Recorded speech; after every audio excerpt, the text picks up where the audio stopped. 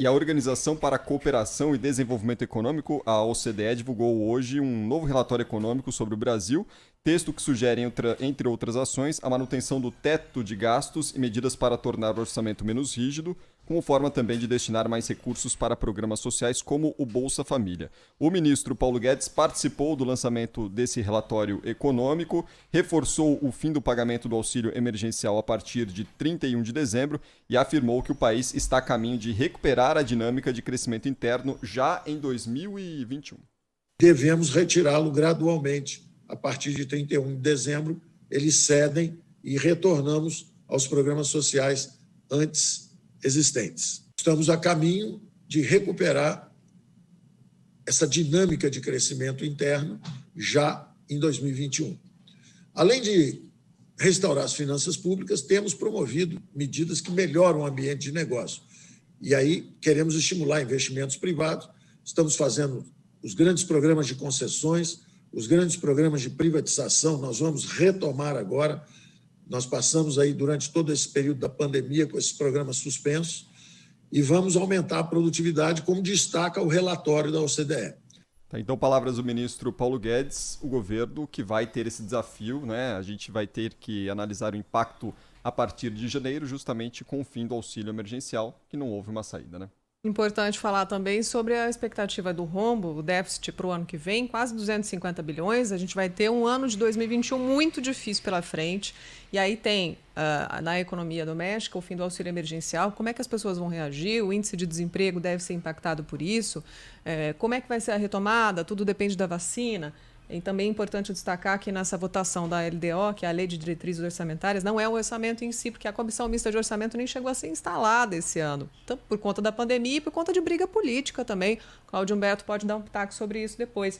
Mas a Lei de Diretrizes Orçamentárias, se não tivesse passado no Congresso antes do recesso parlamentar, que se avizinha, eles não conseguiriam, o governo ficaria com o orçamento engessado em janeiro. Imagina num momento como esse, a gente não ter recurso para pagar salário, para pagar aposentadoria, para resolver as coisas do dia a dia, né? Óbvia necessidade de aprovação antes do recesso parlamentar da LDO. E agora, mesmo assim, sem aprovar o orçamento, o governo pode gastar um pedaço do orçamento de janeiro, mas tem que anunciar como é que vão ser os próximos gastos. E tinha uma briga até com o ministro Paulo Guedes com relação à meta fiscal, que o governo estava tentando impor uma meta fiscal flexível para não expor esse rombo de quase 250 bi. Aí o Tribunal de Contas da União falou, epa, isso não é legal não, pode ser depois, pode ferir a lei, então vamos lá. E aí vem essa LDO sinalizando que o buraco pode ser enorme nas contas públicas do ano que vem e a gente tem que ver os detalhes do que vem por aí, né? Ô, Cláudio, a gente não teve comissão de orçamento esse ano justamente numa briga que se avizinhava em relação, inclusive, a essa discussão sobre a sucessão no Congresso Nacional, né? Foi só uma pequena amostra lá, né? Foi uma picuinha do Rodrigo Maia, né? Que, na verdade, ele é que segurou essa questão irresponsavelmente. Uma maneira de ameaçar o governo, né? Foi uma forma que encontrou de chantagear o governo para atender os seus interesses, né? Os interesses de quê? De ser reeleito, né? O governo não moveu uma palha para ajudá-lo nisso. Por exemplo, junto é o que o Rodrigo Maia e o Alcolumbre queriam, né? É que o governo jogasse peso político, que o presidente fizesse lobby junto aos ministros do Supremo, etc. E o presidente simplesmente se recusou a fazer. Aliás, ele não faz isso mesmo, né? E aí o que é que ele fez? Foi a forra. Uma maneira que ele encontrou disso foi ameaçar o governo e não votar a LDO. Imagina que coisa absurda, né? Ele preside uma casa que não conseguiu eleger o presidente da Comissão Mista de Orçamento para discutir a LDO. Né? Simples assim, não conseguiu, simplesmente eles não instalaram a comissão. Por quê? Porque o Rodrigo Maia, nesse projeto dele de tentar se reeleger de qualquer maneira, etc., o que é que ele fez? Ele impôs um nome que ele escolheu para ser o presidente da CMO. E aí o Arthur Lira, que já estava em campanha, já era candidato, há muito tempo, que a gente já explicou isso aqui, há muito tempo é candidato à presidência da Câmara, disse, epa, não, isso aqui não, nós temos candidato. Então era fácil, põe para voto, né? Põe aquilo para votar, junta lá os integrantes da comissão mista de orçamento, num parlamento, o que prevalece é o voto, é a vontade da maioria. Por que não foram à votação? Por que não escolheram no voto o presidente da comissão mista de orçamento?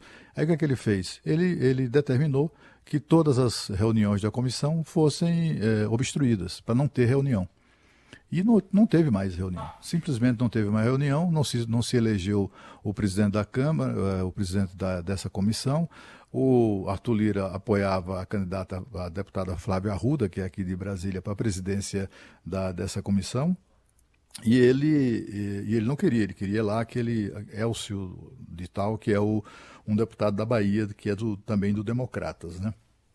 E isso causou enorme prejuízo ao país. E não só, né? Foram muitos projetos, inclusive projetos pertinentes à privatização, que acabaram frustrados pela falta de colaboração, digamos assim, do presidente da casa. Ele é o dono da pauta, só se vota o que ele quer que se vote e, portanto, ele não botou quase nada para votar, quase nada relevante, a não ser aquelas coisas que representavam um grande clamor e tal, como foi a questão da reforma da Previdência, por exemplo, né? Mas, tirante isso e um ou outro projeto e tal, nada de muito relevante foi aprovado nesse período, que é uma lástima. Tomara que essa fase dessa disputa de egos, né, acabe e que a Câmara e o Senado retomem a normalidade, né, das suas atribuições legislativas, né, e tomara também que, seja quem for o eleito para presidente da Câmara ou presidente do Senado, não tenha essa mania que tem o Rodrigo Maia de ser primeiro-ministro. Ele quer determinar o que o governo, todas as decisões do governo, até mexendo em coisas mínimas, né? Aquela picuinha mesmo, que é para criar áreas de atrito permanentemente, etc.